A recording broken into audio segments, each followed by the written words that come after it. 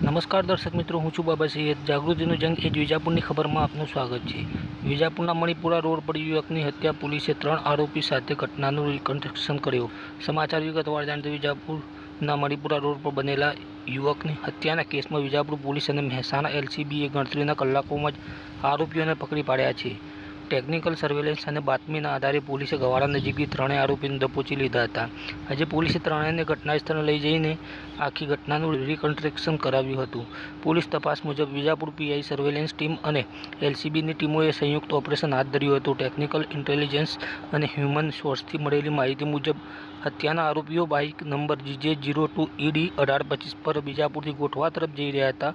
આ બાતમીના આધારે પોલીસે વોચ ગોઠવી ગવાડા પાસેથી 3 આરોપીઓને ઝડપી પાડ્યા હતા. પોલીસની સઘન પૂછપરછ દરમિયાન મુખ્ય આરોપી ચેતનજી પ્રહલાદજી ઠાકુરે કબૂલ્યું હતું કે મૃતક અમિત સલાટ સાથે પોતાની પત્નીને આડા સંબંધની શંકાએ તેને ભાઈ રાહુલજી પ્રહલાદજી ઠાકોર અને સિદ્ધરાજ કનુજી ઠાકોર સાથે મળીને યુવકની હત્યા કરી હતી. આ હુમલામાં નિકુલ નામના યુવક પર પણ જીવલેણ હુમલો કરવામાં આવ્યો હતો. 3 આરોપી વિજાપુરના રહેવાસી છે.